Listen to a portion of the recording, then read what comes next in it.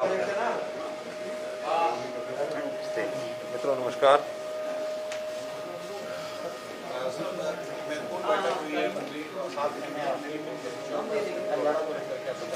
देखिए, इंफ्रास्ट्रक्चर का जितना आगे महत्व बढ़ रहा है उसमें चाहे हमारा रेल इंफ्रास्ट्रक्चर हो चाहे रोड इंफ्रास्ट्रक्चर हो, उन सब के बारे में लगातार हम लोग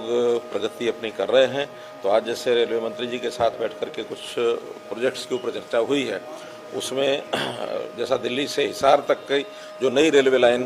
बनाने की बात आई है, उसमें एक नया सुझाव भी आया है जिसके ऊपर अब विचार करेगा डिपार्टमेंट कि उसको एक RRTS के आधार के ऊपर एलिवेटेड एक रेलवे लाइन ऐसी बनाई जाए ताकि फास्ट जो स्पीड की ट्रेन्स हैं वो उसमें संभव हो सके। क्योंकि जैसे ही एयरपोर्ट हिसार का बनता है तो दिल्ली एयरपोर्ट के साथ जोड़ करके जितना फास्ट ट्रेन उस पर चलेगी उतना उसमें लाभ मिलेगा। इसी प्रकार जो डेडिकेटेड फ्रेट कॉरिडोर, चाहे वो ईस्टर्न है चाहे वेस्टर्न है, दोनों ही हरियाणा में से होकर निकलते हैं, तो उसके लगभग 10 ऐसे नए रेलवे स्टेशन बनाए जा रहे हैं। उन 10 के 10 नए रेलवे स्टेशन के आसपास कोई इंडस्ट्रियल एरिया कैसे उसमें बन सकता है, वहाँ रोड कनेक्टिविटी कैसे बढ़िया हो सकती है, उन चीज़ों के ऊपर हमने विचार किया है।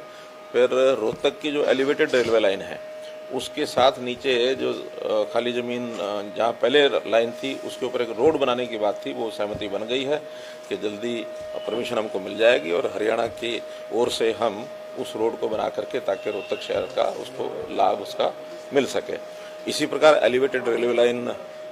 कैथल की बननी है, कैथल का भी जल्दी DPR बन करके हमको परमिशन यानी हो जाएगी, यानी रेलवे नहीं बनानी है, वो जल्दी उसको स्पीड कर देंगे रेलवे के ताकि एलिवेटेड रेलवे लाइन कैथल की बन जाए, कुरुक्षेत्र की पहले बनी रही है। तो ऐसे जितने भी पुराने प्रोजेक्ट्स हैं उन सब के ऊपर विचार किया ताकि उनकी गति जो है वो तेज़ हो सके और रेलवे का जो ट्रैफिक है वो स्मूथ बने और ज़्यादा लाभ हरियाणा के लोगों को हो सके। पलवल वाला लिंक, हाँ, जो एक मिसिक लिंक पलवल और पृथला का ये एक शेष बचा हुआ है, उसमें ज़मीन एक्वायर होनी है, उसकी भी आज एक्वायर करने के लिए हम डिपार्टमेंट को कह देंगे क्योंकि हमको हरियाणा सरकार को ही एक्वायर करके देनी है ताकि जल्दी से वो लिंक अगर बन जाएगा तो वहाँ का जो इंडस्ट्रियल हब है वो सारे के सारे जो कॉरिडोर वेस्टर्न जो पेरिफेरल कॉरिडोर है, इकोनॉमिक कॉरिडोर, उसके साथ जुड़ सके ताकि उसका वहाँ लाभ हो सके। इसी प्रकार जो दूसरा विषय आप जो पूछ रहे हैं, आज प्रातःकाल हमारे जो मिनिस्टर हैं श्री भूपेंद्र यादव, उनके साथ भी कुछ एनवायरमेंटल इश्यूज़ को लेकर के 2-3 विषय थे जिसके बारे में चर्चा की है। खास करके जैसे CNG PNG के ईंधन का उपयोग करने की बात आई थी नई इंडस्ट्री के लिए, तो हमने कहा कि कम से कम 1 साल की छूट उसमें होनी चाहिए और उसके अंदर जब PNG CNG का इंफ्रास्ट्रक्चर बन जाएगा तभी उसमें से कुछ ना कुछ लाभ मिलना चाहिए।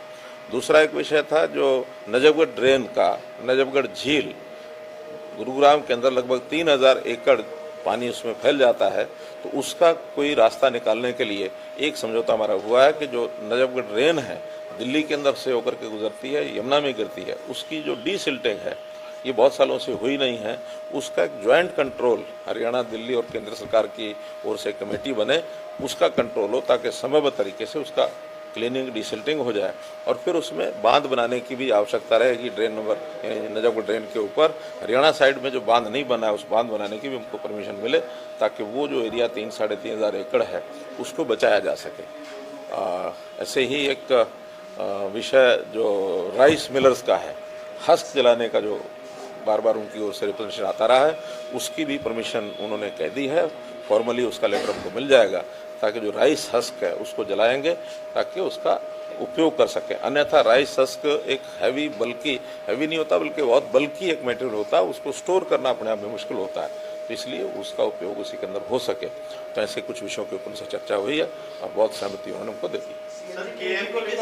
मुलाकात आपकी हो चुकी है, पहले कौन कौन से जो डिस्ट्रिक्ट एरियाज हैं, आखिरकार सर उसका डिसीजन क्या हुआ? विषय आपसे बताया दिल्ली दौरों में NCR के अंदर एक NGT ने प्रतिबंध लगा दिया था कि जो नई इंडस्ट्री खुलेगी वो CNG PNG के ऊपर ही आधारित होकर के फ्यूल को कंज्यूम करेगी, अन्यथा चलाने नहीं देंगे। हमने ये कहा कि जब CNG PNG देने का काम ये सरकार का है, कोई जिसने इंडस्ट्री लगाई है वो अपने आप नहीं ला सकते, तो हम जितना इंफ्रास्ट्रक्चर जितना जल्दी देंगे, तो इसलिए जब तक वो इंफ्रास्ट्रक्चर नहीं मिलता तब तक नई इंडस्ट्री को छूट मिलनी चाहिए। वो इस बात से सहमत हैं और डिपार्टमेंट से कोई ना कोई एक राय करके NGT के माध्यम से उस विषय को डिक्लेयर कराया जाएगा। केएमपी के साथ रेल का कॉरिडोर जो बनना है, वो पहले से प्रोजेक्ट है, वो तो